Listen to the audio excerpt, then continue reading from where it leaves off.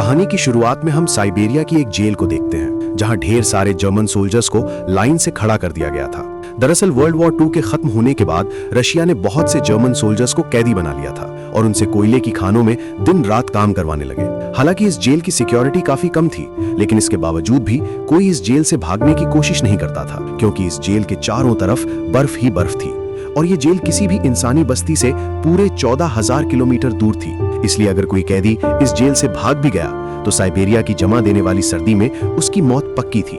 ये जेल चारों तरफ हजारों किलोमीटर दूर फैली हुई बर्फ के बीच में बनाई गई थी, इसीलिए कोई भी कैदी यहाँ से भागने का सोच नहीं सकता था। लेकिन इन कैदियों में एक कैदी ऐसा भी था जो बहुत ही शार्प माइंड था और वो इस जेल से भागकर अपनी बीवी और बेटी के पास जाना चाहता था। इस कैदी का नाम क्लेमेन फायरल था, जिसे इस जेल में पूरे 25 साल की सजा काटनी थी। और क्लेमेन ऐसा बिल्कुल भी नहीं चाहता था कि उसकी आधी जिंदगी इसी जेल में बीत जाए। क्लेमेन किसी भी हालत में इस जेल से भागना चाहता था।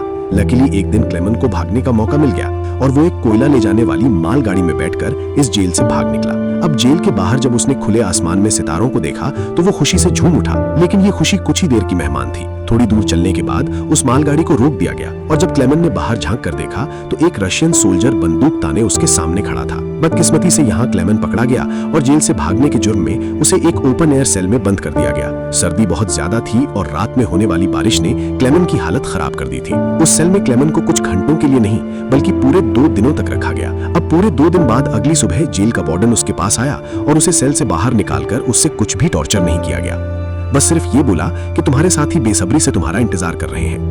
अब जब क्लेमेन अपने साथियों से मिला तो वो सब लाठियां और डंडे लेकर उसका इंतजार कर रहे थे। वो सब क्लेमेन पर बहुत गुस्सा थे, क्योंकि क्लेमेन के भागने की वजह से उन सबको पिछले 2 दिनों से भूखा रखा गया था। और क्लेमेन को अब वार्डन की बात समझ में आ गई कि उसने क्यों कहा था कि तुम्हारे साथी तुम्हारा इंतजार कर रहे हैं। अब क्लेमेन को देखते ही बाकी कैदियों ने उस पर हमला कर दिया और उसे बहुत बुरी तरह से मारा। इस मारपीट में क्लेमेन इतना जख्मी हो गया कि उसे जेल के हॉस्पिटल में एडमिट करना पड़ा। इस जेल का डॉक्टर भी एक जर्मन कैदी था। जैसे ही क्लेमेन होश में आया उसने डॉक्टर से कहा कि मैं एक बार फिर से जेल से भागना चाहता हूं और मुझे आपकी मदद चाहिए। डॉक्टर क्लेमेन की बहादुरी देखकर हैरान रह गया कि ये इतना सब कुछ झेलने के बाद भी हार मानने को तैयार नहीं। डॉक्टर ने उसे समझाया कि इस जेल से जिंदा भाग पाना नामुमकिन है और अगर तुम यहाँ से भाग भी गए तो बाहर की जमा देने वाली सर्दी में मर जाओगे। लेकिन हकीकत ये भी है कि अगर तुम यहाँ से नहीं भागे तब भी तुम्हारी मौत पक्की है, क्योंकि जिन कोयले की खानों में तुम काम करते हो वहाँ कार्बन की मात्रा बहुत ज्यादा है जो हवा के जरिए तुम्हारे शरीर में जाता है और उससे कैंसर जैसी खतरनाक बीमारियां होती हैं। इसलिए डॉक्टर ने क्लेमेन से कहा कि तुम्हें एक आखिरी बार इस जेल से भागने की कोशिश जरूर करनी चाहिए। तो उसके बाद डॉक्टर ने अपने सारे गर्म कपड़े, जूते और जरूरत का सारा सामान निकालकर क्लेमेन को दे दिया और उसे ये भी बताया कि रशियन सोल्जर्स अपना खाना रेलवे लाइंस के पास छुपा कर रखते हैं। इसके साथ ही उसने क्लेमेन को एक बंदूक भी दी ताकि वो अपनी हिफाजत कर सके। दरअसल डॉक्टर ने ये सारा सामान इसलिए पहले से इकट्ठा किया हुआ था क्योंकि वो खुद भी इस जेल से भागना चाहता था, मगर 1 हफ्ते पहले उसे पता चला कि वो कैंसर का मरीज है और उसके पास 1 महीने से ज्यादा वक्त नहीं है। अब उसने क्लेमेन को एक लंच बॉक्स दिया और कहा कि अगर तुम जिंदा बच गए तो मेरी फैमिली तक ये लंच बॉक्स पहुंचा देना और कहना कि मैं इस दुनिया में अब नहीं रहा। यहाँ एक बार फिर से रात के अंधेरे में क्लेमेन दोबारा भाग निकला और इस बार उसने मालगाड़ी की बजाय पैदल चलने का फैसला किया। वो पूरी रात पैदल चलने के बाद सुबह भी चलता रहता है क्योंकि उसे डर रहता है कि कहीं रशियन सोल्जर उसे पकड़ ना ले। अब जब सुबह वार्डन को पता चला कि क्लेमेन जेल से फरार हो चुका है तो वो सीधा डॉक्टर से पूछताछ करने उसके कमरे में पहुंचा, लेकिन उसके पहुंचने से पहले ही डॉक्टर ने अपनी जान ले ली थी, क्योंकि उसे पता था कि क्लेमेन के भागने की खबर सुनने के बाद वार्डन मुझे बहुत तड़पा तड़पा कर मारेगा। इसके बाद वार्डन ने कई रशिया सिपाहियों को क्लेमेन की तलाश में भेजा और उसे जिंदा पकड़कर वापस लाने का हुक्म दिया, लेकिन कई दिनों की तलाश के बाद भी उसे क्लेमेन का कोई पता न चल सका। क्लेमेन की खुशकिस्मती ये थी कि बर्फबारी स्टार्ट होने की वजह से उसके पैरों के निशान मिटते जा रहे थे, जिससे क्लेमेन को ढूंढना मुश्किल पड़ रहा था। अब सबको लगने लगा कि क्लेमेन इस सर्दी में जमकर मर चुका होगा, मगर वार्डन मानने को तैयार नहीं था, क्योंकि वार्डन जानता था कि क्लेमेन बहुत स्ट्रांग है और वो इतनी आसानी से हार नहीं मानेगा। इसलिए उसने तलाश जारी रखने का हुक्म दिया। वहीं दूसरी तरफ हम क्लेमेन को देखते हैं जो पूरे जोश के साथ बर्फीले तूफान को पार करते हुए आगे बढ़ रहा था। जेल से भागने के 9 दिन बाद उसे अचानक कुत्तों के भौंकने की आवाज सुनाई दी और जैसे ही वो पीछे मुड़ा उसने एक स्लेज को अपनी तरफ आते देखा। उससे पहले कि वो भागता वो स्लेज उसके पास आ गई और उस पर चढ़ती हुई आगे निकल गई। तभी क्लेमेन की आंख खुल गई और उसे पता चला कि वो सिर्फ सपना देख रहा था। दरअसल क्लेमेन पिछले 9 दिनों से पैदल चल रहा था और अब उसका खाना भी खत्म हो चुका था। भूख और थकान की वजह से उसका आगे बढ़ना मुश्किल हो गया था, लेकिन इसके बावजूद क्लेमेन ने हार नहीं मानी और जैसे तैसे चलता रहा। कुछ दिनों के बाद उसका जिस्म भी जवाब दे गया और वो भूख से बेहोश हो गया। अब कुछ घंटों बाद जब उसे होश आया, उसने अपने आसपास एक अजीब सी आवाज सुनी। तभी उसने एक सील को देखा और ये देखते ही उसकी आंखें चमक उठी। उसने फौरन अपनी बंदूक निकाली और पूरी ताकत के साथ निशाना लगाने की कोशिश की, लेकिन थकान और कमजोरी की वजह से उसका निशाना गलत हो गया और वो सील वहां से भागने लगी। क्लेमन, जिसे कई दिनों बाद जिंदा रहने की एक छोटी सी उम्मीद मिली थी, वो इस उम्मीद को हाथ से नहीं जाने दे सकता था। क्लेमन फौरन उसके पीछे दौड़ा, लेकिन दौड़ते वक्त क्लेमन बर्फ टूटने की वजह से पानी में गिर जाता है, जिससे उसके पैर में चोट आ जाती है। लेकिन जख्मी होने के बावजूद वो सील का पीछा करने लगा। क्लेमन जैसे ही गोली चलाने वाला था, वो सील एक चट्टान के पीछे छिप गई। क्लेमन और आगे बढ़ता है और सील को दोबारा देख लेता है। उससे पहले कि वो पानी में जाती, क्लाइमन ने अपनी आखिरी गोली चलाई और खुशकिस्मती से वो गोली उसे लग गई। ये देखकर क्लाइमन खुशी से झूम उठा, क्योंकि अब सफर के दौरान उसे खाने की फिक्र नहीं थी। कई दिनों के बाद क्लाइमन ने पेट भरकर खाना खाया और थोड़ा आराम करके अपना सफर जारी रखा। अब इतने लंबे सफर में क्लाइमन बिल्कुल अकेला था और उसके चारों तरफ बर्फ के अलावा कुछ भी न था। इस माहौल में उसकी दिमागी हालत खराब हो सकती थी, इसलिए वो खुद से बातें करता और पॉजिटिव बातें कहकर खुद को आगे बढ़ने के लिए मोटिवेट करता। इसके साथ ही वो हर वक्त कैंपस के जरिए अपने रास्ते को देखता, ताकि वो इस बर्फीली वादी में कहीं खो न जाए। इसी तरह दिन गुजरते गए और फिर महीने, लगातार 2 महीने चलने के बाद क्लाइमन को इस बर्फीले मैदान में एक छोटा सा पेड़ दिखाई दिया। इस पेड़ को देखकर क्लाइमन इतना खुश हुआ कि जैसे उसे कोई खजाना मिल गया हो, और वो भागकर उस पेड़ को गले लगा लेता है। दरअसल ये पेड़ इस बात की निशानी थी कि क्लाइमन लगातार 2 महीने चलने के बाद अब ये बर्फीला मैदान क्रॉस कर चुका है और आगे जंगल शुरू होने वाला है। थोड़ा ही आगे चलने के बाद ठीक वैसा ही हुआ जैसा उसने सोचा था। अब यहाँ से जंगल शुरू होने वाला था। बर्फ का इलाका खत्म हो रहा था। वो जंगल में बहुत खुश था। वो लकड़ियां इकट्ठा करके आग जलाता है और कई महीनों बाद पहली बार सुकून से सो जाता है। पर अगला दिन उसके लिए सुकून का था या नहीं, ये कोई नहीं जानता।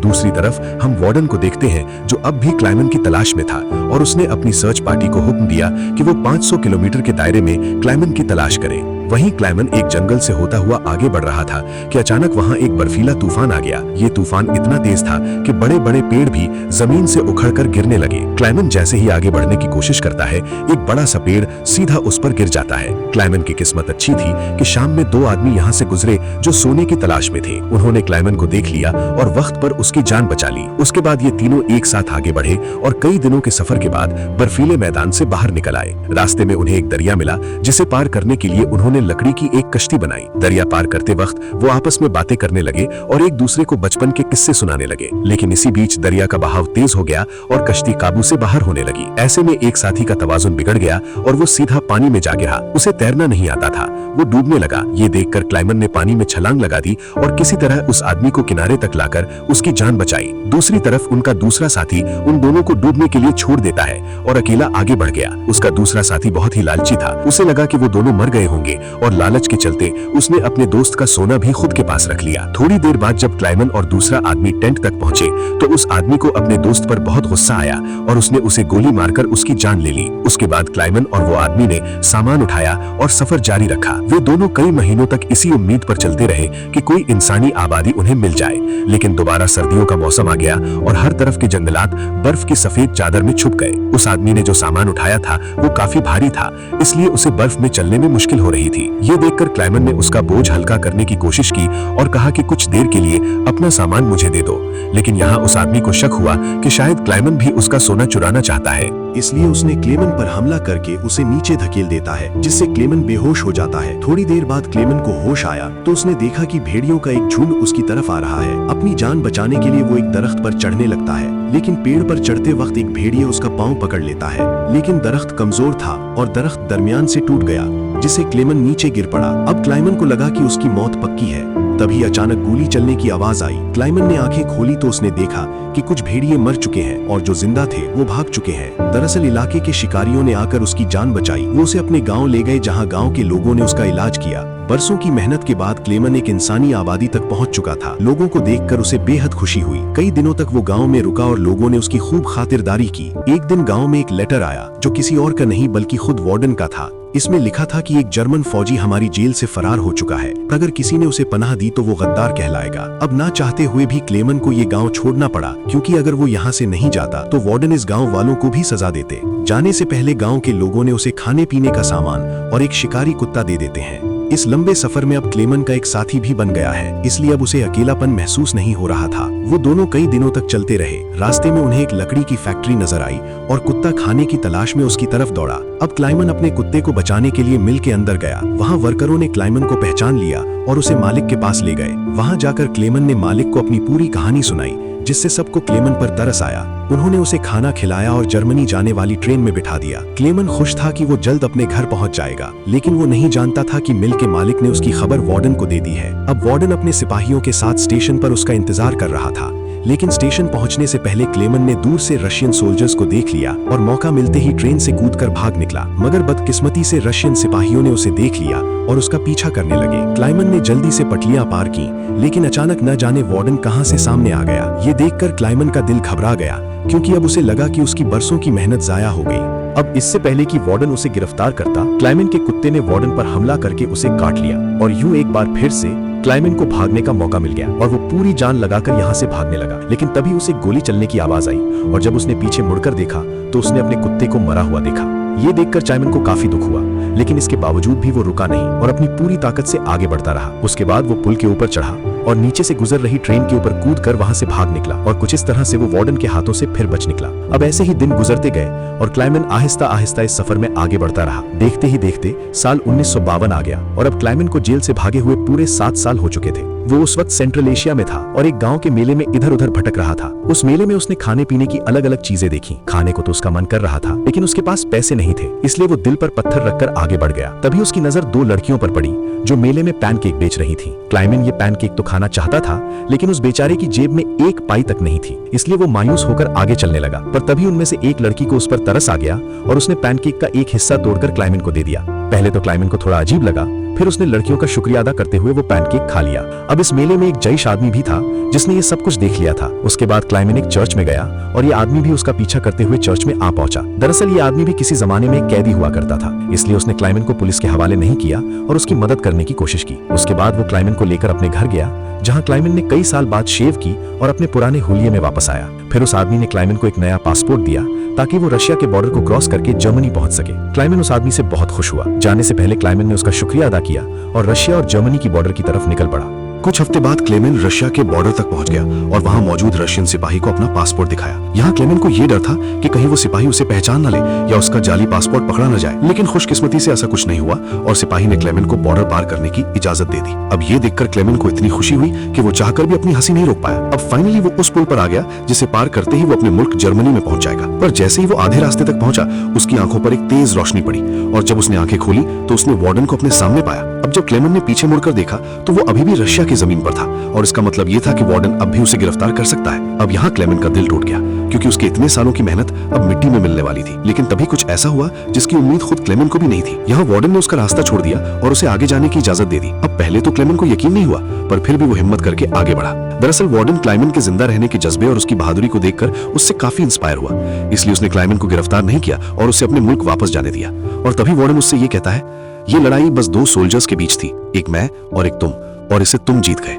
जाओ अपनी जिंदगी जी लो। अब फाइनली क्लाइमन ने उस बॉर्डर को पार किया और अपने देश जर्मनी पहुंच गया। इसके बाद वो अपने घर के करीब पहुंचा, जहां उसने अपनी बेटी और बीवी को देखा। अब थोड़ी देर बाद वो दोनों चर्च जाने के लिए घर से निकलती हैं, तो क्लेमन भी उनका पीछा करता हुआ चर्च में आ गया। हालांकि क्लेमन ने अभी तक अपनी बेटी को आवाज नहीं दी थी, क्योंकि उसे उम्मीद थी कि एक दिन जरूर उसके पिता आएंगे। जब उसकी बेटी ने पीछे मुड़कर देखा तो उसने अपने पिता को पहचान लिया और दौड़कर अपने पिता को गले से लगा लिया। अब इतने सालों बाद क्लेमन को जिंदा देखकर उसकी वाइफ की खुशी का तो कोई ठिकाना नहीं था। फाइनली उन तीनों ने एक दूसरे को गले लगाया और इसी के साथ सच्ची कहानी पर बनाई गई ये फिल्म यहाँ पर खत्म हो गई। उम्मीद है आपको आज की कहानी पसंद आई हो।